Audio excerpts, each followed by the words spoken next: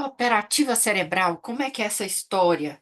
Então, funcionar junto com o cérebro dos outros é eu eu faço uma ligação com o imaginário de Lacan. O imaginário, né, é um registro no qual a gente se confunde com o mundo. A gente se confunde com o mundo. Então, é a ideia que, né, na verdade, vamos fazer um exercício, né, que parece complicado, mas não. Existe uma dimensão nossa em que a gente está lá. Como é que isso funciona? Os neurônios espelho, inclusive, né? Neurônios espelho. Vou dar um exemplo que o Dr. Ramachandran, que é um grande neurocientista americano, é, é, descreve no livro dele. É, ele faz a seguinte pesquisa. Então, tem alguém lá sendo operado do cérebro. E, então, a anestesia, ela é só local, né? Para o próprio cérebro não sentir dor. Engraçado, né? Então, a pessoa eles estão lá é, manipulando, né? Cirurgicamente o cérebro da pessoa. E o doutor Ramachandran, e a pessoa está acordada. Ela está acordada, que é só local anestesia. Então, aí, doutor Amachandran, né, faz a pesquisa, ele enfia uma agulha no dedo da pessoa. E aí se ativa aquela parte lá do cérebro que é ligada a que dá notícias dessa dor, né? E aí faz com esse mesmo paciente, pega o dedo de uma outra pessoa e enfia a agulha no dedo de outra pessoa. Para a surpresa, né, dos cientistas, a área que se ativa é a mesma.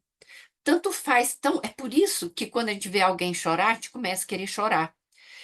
Que acontece algo com alguém, o corpo da gente reage. Como assim? Eu estou no corpo da outra pessoa? Estou. Essa é a ideia, bem simples do imaginário. Isso tem isso tem efeitos imensos na nossa vida, imensos na nossa vida. Então, de encontros e desencontros. Então, por exemplo, quando, né, aquela pessoa que ama futebol, né, que ama futebol, está lá assistindo futebol, o corpo dela está lá, está jogando junto com aqueles jogadores, né? Na verdade, é algo que pode nos dar um prazer muito grande. Por quê? Porque a gente está vivendo as emoções, né, que a gente supõe aquele outro esteja vivendo. Gente, isso tem a ver com apaixonamento? Quando a gente apaixona, é uma coisa semelhante? Sim. Então, por quê? Porque o apaixonamento é imaginário, muito, muito. Então, no jogo de futebol, aí, esses dias escutando de um jovem jornalista, informação, falando assim, que para o público, né, quando o time está ganhando, ele tem todas as qualidades. Na hora que ganha o jogo, o jogador, o time tem todas as qualidades. Na hora que perde, tem todos os defeitos.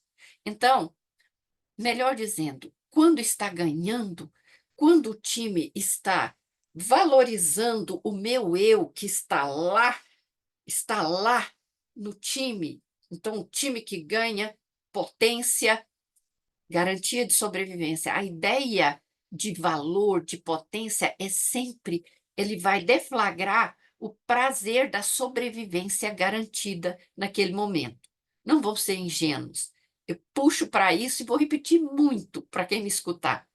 Então, o que acontece? Quando o time ganha, né, ele tem todas as qualidades. Quando ele me envergonha, me desvaloriza, ele tem todos os defeitos, ele é todos os defeitos. Isso é o funcionamento do imaginário, o tudo ou nada. Isso. E aí a gente fala assim: nossa, nas relações entre as pessoas é uma desgraça. Aí vem a coisa da dependência, e como a gente depende do outro, para muita coisa na vida, aí vira o inferno. E sem contar esses outros internos, né, que a gente internalizou desde a infância. A mãe que a gente teve, como ela agia, o pai, como agia, os amigos. A gente tem essas figuras todas lá compondo o teatro da nossa vida, de como a gente vê o mundo. Nossa, que coisa, hein? A gente vê o mundo como a gente aprendeu a ver na infância? Em princípio, sim. Só que isso é feito como nosso território inicial, com aquilo que a gente captou. Veja bem, não vamos ser ingênuos de pensar assim, que por isso que se diz que ninguém tem a mesma mãe e o mesmo pai. Os irmãos, cada um vê pai e mãe de uma maneira diferente. A gente toma, apreende a realidade, cada um da sua maneira. Não necessariamente, né? Se alguém me humilha, eu vou me sentir humilhado. Eu posso pensar que aquela pessoa é uma idiota e, por exemplo, não me sentir humilhado. Tudo é possível. Tudo é possível. Agora, a grande questão é que se a gente que é lacaniano sabe que Lacan passa a vida toda, né, se eu vou falar assim, engalfinhando com as questões do imaginário, no sentido assim, de procurar nos, ah, nos dar instrumentos para a gente dar conta de se desmisturar do outro, quando a gente está nesse modo imaginário, porque ele é necessário. Nós precisamos nos colar uns aos outros para sobreviver. Isso é, o que eu falei da cooperativa cerebral, né. Então, o meu cérebro necessita do cérebro de outras pessoas, meu corpo necessita do corpo de outras pessoas. Por isso que quando a gente encontra os amigos, ele fala assim: "Ah, eu vou no boteco para um happy hour, a gente vai bater papo, tomar uma cerveja", ou "Ah, eu vou sair para o café com uma amiga", ou com o que é isso? Por que que isso é tão bom? Jogar a conversa fora é porque quando a gente é mais do que um, a gente se sente mais protegido. Isso é atávico, de novo, o nosso cérebro funcionando à moda dos sapiens lá do início de 200.000 anos atrás. Então, voltando, esse imaginário nos cola a outro e como é que é essa história do jogo de futebol? Quando o meu time me valoriza, ou seja, me traz a sensação de estar protegida do mal, né, do desamparo, porque sou vencedora, ele tem tudo de bom. Mas se ele perde, ele tem tudo de ruim. Então, aí é uma maneira tão ingênua de pensar que se resolveu isso se separando. Esse time perdedor não sou eu. Você está lá coladão, coladão, dependendo do time ser ou não ser. Aí é que tá. Então, a questão de colar e descolar é uma grande questão na nossa vida. Eu falo que a separação é a coisa mais importante da vida, não só eu, Lacan, quando ele fala que entre os registros nos quais a gente existe, que é real, simbólico, imaginário, o registro real, que ele chama de real, que é aquelas dimensões da vida do que a gente não conhece. Não conhece o desconhecido, aquilo que me assusta, aquilo que me surpreende, né? Aquilo que acontece o tempo todo. Hoje eu tenho um dia para viver, é um dia no real. Por mais que eu fale, não, eu sei, eu vou pegar o ônibus, eu vou pegar meu carro, eu vou fazer isso, isso no trabalho, a gente nunca sabe, né? O futuro seria um real. E aí nós temos o simbólico, que é a capacidade que a gente tem de representar tudo que existe no mundo, por palavras, né? Pensamentos, a gente representa. Mas o simbólico tem uma característica que a gente pode botar mudanças. Então, se eu falo assim, o Márcio é um grande amigo, o Márcio, por causa do o, vocês já sabem que é um rapaz, é um homem. Se eu falo a Márcia, né, vocês já sabem que eu estou me referindo a uma mulher. No gênero, gente, nunca se sabe o sexo de alguém, né? Somos lacanianos. Essa foi boa, né? Claro, porque para Lacan é uma posição, mas enfim, O A, que foi mudado no lugar do O, mudou tudo. No espelho não se pode mudar nada. Se eu olho um espelho e o imaginário de imagem é um espelho, é essa dimensão de quando um bebê lá nos primeiros meses de vida, ele começa a ver aquela figura lá na frente e chega um momento em que ele se dá conta de que aquela figura é ele, coisa que o cachorrinho, o macaquinho não, né? Nunca. O cachorrinho fica latindo, latindo, latindo e vai procurar atrás do espelho o outro cachorrinho. Se ele não acha, ele acaba desistindo. E nós não, a gente fica insistindo até um dia que a gente, fazendo coisas e repetindo lá, a gente se dá conta de que a gente está aqui, mas a gente se vê lá. Gente, isso é muito louco. Para pensar. Se a gente, se a gente não se visse numa superfície refletora, hoje as telinhas, ou o espelho, a gente não saberia nunca como é a nossa cara. A gente só se conhece através de um instrumento, que pode ser o olhar do outro. Pensa no alcance disso. Então tá. Aí eu ponho uma roupa e vou para uma festa. Ponho uma roupa, acho que estou linda, vou para uma festa. Chega lá, a pessoa me olha assim, a primeira pessoa me olha de cima e embaixo, e eu falo assim: não estou bonita, não tá legal. E aí, se uma outra também me olha, aí pronto. Espelho. Espelho. O outro é um espelho de mim. Ah, eu olhei no espelho lá de vidro da minha casa e achei que estava legal. Mas na hora que eu olhei no espelho, que é o olhar do outro, que reflete o que ele pensa de mim, também me abala que eu chego e fico com a barriga gelada. Não deu certo. Então, a gente precisa entender que a gente funciona nessa dimensão. E é nessa hora que uma separação é necessária. Então, em muitos momentos, a gente está colado e é bom, porque se a gente vai no jogo de futebol, se você não colar, igual eu não me importo muito com futebol, eu fico assistindo futebol assim, tá olhando, me causa a menor emoção, gente. Agora, quem está lá no corpo do outro, compensação, se eu for numa apresentação de balé, eu tô lá nas pontinhas do pé da bailarina. Então, tá no corpo do outro, literalmente. É a história da agulhinha lá no dedo do outro. Eu senti no meu corpo. Faz parte da nossa humanidade essa colagem com outras pessoas, com situações, com o mundo externo, portanto, com o mundo externo. Agora, saber se descolar quando necessário, vou até dizer isso, quando necessário, é um grande desafio, porque aí é que entram as grandes tragédias. Elas acontecem por quê? Porque eu tenho certeza que o outro está pensando o que eu estou pensando que ele está pensando. Então, essa separação, ela pode se dar, né? Eu quero falar de maneira minuciosa para a gente administrar a nossa vida com esse conhecimento. Então, vamos lá. Olha só, vou pegar o exemplo de um casal de um filme, de uma série que eu assisti ontem, e eu achei interessantíssima.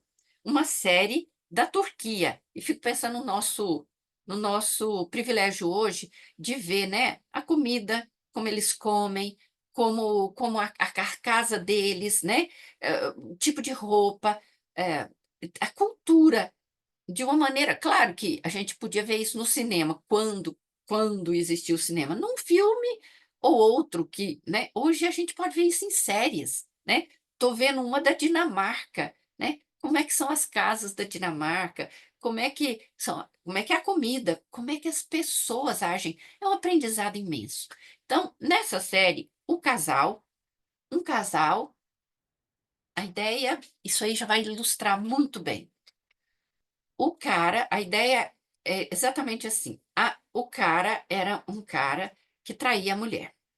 Um casal de 30 e poucos anos, 35 por aí, e que tem um filho, que já são casados há uns bons anos, pelo menos uns 10 anos, e ele trai a mulher é apaixonada por ele, E não, e aí as amigas, né, são 3 amigas que se dão suporte, e aí elas ficam indignadas, como que a amiga aguenta tudo, né, as traições do cara.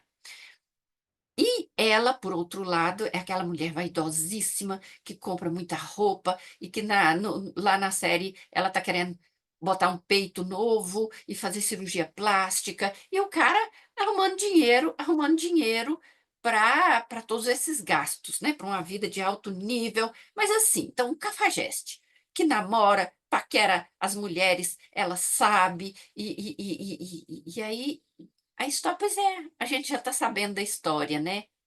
É aí que o bicho pega. A gente não está sabendo de nada.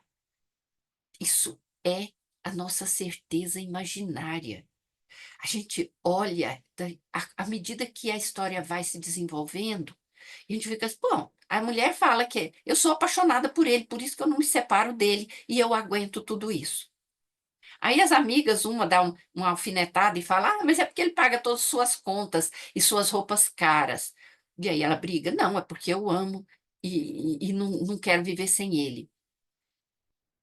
Aí, com o desenrolar do filme, num determinado momento, ele fale, né, ele perde todo o dinheiro dele, aí você vê que ele está numa loucura, ganhando dinheiro de maneira ilícita, e ele some, e ela fica sente muita falta dele, e ele faz contato de novo, e ela começa a fazer as movimentações para ajudá-lo. E aí vem a história, né, de que quando ela conta para as amigas que quando eles se conheceram, ele se apaixonou por ela, ela não. E aí ele ficou muito apaixonado. E ela falou assim: Ele foi apaixonado por mim e depois eu me apaixonei por ele". Mas aí que se pensava que esse cara não tinha o eh, menor sentimento por ela, né. Cara cafajeste que vive, enfim, na história a gente podia até pensar: "O dinheiro é dela", porque essa foi a primeira impressão. O dinheiro é dela e esse cara é um bandido, que não gosta dela, vive aí mulherengo. Não, a história é que, né, ele tentava de todos os meios ganhar dinheiro para poder, provê-la de tudo, todos os desejos dela. E aí, esse cara que mulherengo, muitos homens traem as mulheres para eles mesmos, em uma tentativa de se fazer valorizar, para eles mesmos, para dizer: "Tem outras mulheres que me querem". E aí numa conversa dos 2 ele fala para ela: "Pois é, quando a gente se conheceu, que eu me apaixonei por você, e você é a mulher mais deslumbrante, eu fiquei encantado com você, e você não deu a menor para mim, não deu a menor pelota. Quando eu comecei a te mandar presentes caros, aí você me viu, você se interessou". Olha, gente, que desencontro, e é assim que é na maioria dos casos. Por quê? Porque aí a gente pode pensar: "Mas que mulher interesseira". Não, é porque muito frequentemente, quando a gente fala "girls love diamonds", as mulheres amam os diamantes. Não, as mulheres amam se sentirem valorizadas.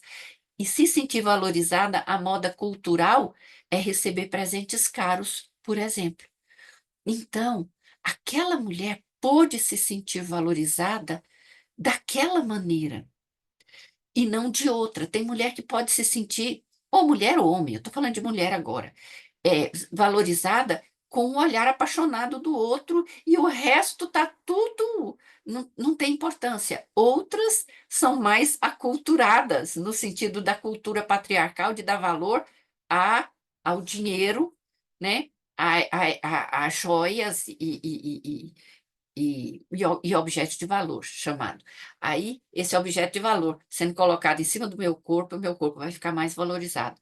Então, aí você revira a história todinha e fala assim: nossa, é, eles se amam, na verdade. Um ama o outro. Por isso eles estão há tantos anos juntos, mas não usufruem com clareza desse amor, porque aí você vê na cena que ele, naquela luta para poder se fazer amar por ela e não acreditando no amor dela, porque ele pensa que ela gosta é dos bens que ele proporciona. E ela, amando esse cara, o jeito dele ser, e pensando que ela não é amada por ele porque ele quer outras mulheres. Esse é o mundo no qual a gente vive. Amizades, família, todo mundo. Gente, 90% do que um pensa do outro é injusto. Nós somos desenvolvidos, essa é a ideia, o sapiens, né, das cavernas, ele tem que ver o perigo, ele tem que procurar o perigo, porque imagina você nas cavernas andando ali, entendeu? A qualquer momento um predador pula em você, é o tempo todo em risco. Mas hoje não, nós não estamos o tempo todo em risco. E aí o que que a gente faz, né? Esse cérebro de 200 mil anos atrás fica apitando, bi, bi, bi, perigo, perigo, perigo, o tempo inteiro. A gente vê que algo ruim vai sair dali. Vou dar um exemplo. Há anos atrás, eu estava descendo no elevador com Augusto, que foi meu marido, e a gente num hotel, até era um evento de psicanálise, ele tinha ido comigo. A gente ia descer para o café da manhã. Quando o elevador se abriu e a gente entrou, tinha um casal lá, o cara abraçado, assim, levemente na mulher dele, um casal de 30 anos, lindo. Sabe aquela manhã que você sente que a pessoa tomou banho, deve ter feito amor, e estava descendo, e um perfume maravilhoso. Quando eu entrei, eu virei para ela e falei: ai, mas que perfume delicioso! Qual é esse perfume? Ela virou para mim e falou assim: é o Chance da Chanel. Falei, mas tá uma delícia. Aí o cara abriu um sorriso, tipo assim: "Ah, essa é a minha mulher. Essa é a mulher que chama atenção dessa maneira, né, de um estranho." E eu notei que ele deu uma abraçada assim mais apertada nela, e o sorriso dela transbordou. Uma estranha. Mas é essa que é a validade. Daí a gente saiu do elevador e eu uso esse perfume até hoje, gente. É um dos meus perfumes. E eu saí feliz da vida com o nome do perfume. Aí o Augusto virou para mim e falou assim: Luciene, você é muito corajosa. Eu não entendi nada. Como assim eu sou muito corajosa? Você não tem medo, não, de ter um carão, da pessoa virar para você e falar: escuta, o que que você tem a ver com isso? Não te conheço, não.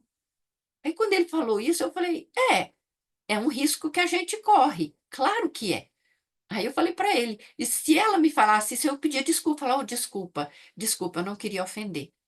Mas vocês estão vendo como nós somos habitados pelo antes que você me jante, eu te almoço, pela desconfiança. E hoje, gente, Rutger Bregman, que é um dos historiadores mais lidos hoje, que inclusive o Harari fala que está mudando a cabeça dele, é um historiador, e vários estão seguindo esse caminho, falando para o ser humano: opa, vamos ver a história da humanidade, das qualidades, do lado das qualidades do ser humano, e não dos defeitos, né, da agressividade, da destrutividade. É tanta coisa maravilhosa que o ser humano também é capaz de fazer, também, e não é vista. Então, gente, do ponto de vista individual, eu estou falando aqui com vocês. Do ponto de vista, né, coletivo, os historiadores estão falando. Vamos olhar para o lado bom das coisas, das pessoas, das qualidades. Eu estou falando lado bom mesmo, daquilo que traz prazer, daquilo que traz segurança, daquilo que traz beleza. Tudo, gente. Ainda bem que existiu sempre a arte para nos salvar, mas agora cada um de nós, século XXI, eu falo isso, a gente está conclamado a se ver como objetos de arte e como artistas. Como assim? A gente se acha, né? Não, objetos de arte, tipo, sabe, essas raízes do cerrado tortas que alguém pega e faz um arranjo, ou que faz uma bela foto, né? Eu estou falando é que a gente, nos nossos defeitos e qualidades, somos objetos únicos no mundo. Se a gente aceitar essa ideia de que a gente já tem um valor muito grande, sem arrogância, sem se colocar no lugar da sua majestade o bebê, que o mundo sempre teve, né? A cultura sempre teve pavor da gente ter posse do nosso corpo e gozar demais até morrer, porque corre o risco. Posse de um poder muito grande, porque sempre, né? Quando se tem um poder muito grande, o que que acontece? Sua majestade o bebê, eu sou poderoso, né? E aí começa a acontecer tudo de ruim. Mas, sabe, eu lembro de a Angela Merkel, né, lá da Alemanha, que, que foi uma das mulheres mais poderosas do mundo durante 16 anos, e ela largou o poder. Ela disse: agora eu já fiz a minha parte, eu quero ir para minha casa, eu quero plantar meus tomates, e eu quero caminhar pelos bosques. Essa é uma mulher que se valoriza e não precisa se agarrar ao poder para se sentir protegida, porque vamos mudar, né, esse moralismo de chamar as pessoas de egoísta, vaidosa, não é isso. Trata-se de sobrevivência. É que os marcadores de sobrevivência, a gente se agarra a eles com desespero. Tem uma outra maneira da gente interpretar, da gente ler a vida. E eu estou aqui exatamente fazendo o meu convite para a gente fazer uma conexão cerebral, vocês poderem também se alimentar do que meu cérebro viu, do que o meu cérebro conectou e elaborou e está trocando com vocês, como eu faço com vocês. Eu faço isso com livros que eu leio, filmes que eu vejo, informações que eu pego, mas com as pessoas mais simples. As pessoas mais simples, eu paro na rua, entendeu? Com um cara que está varrendo o chão e eu começo a conversar com ele, e é de uma sabedoria, é um objeto de arte. Aí eu tenho uma amiga que fala isso: Luciane, você conversa, né, com uma faxineira ou com uma doutora do mesmo jeito. Então, né, o mesmo jeito como? Dando valor àquela pessoa, valor dela ser um objeto de arte. Cada ser humano que sobreviveu é um grande objeto de arte. E é o artista que fez esse objeto, não sozinho, com a cultura, com a cooperativa cerebral, mas é um pote e um poteiro. É, é um vaso e o oleiro, aquele que é a obra de arte, mas aquele que faz a obra de arte. Eu acredito nisso.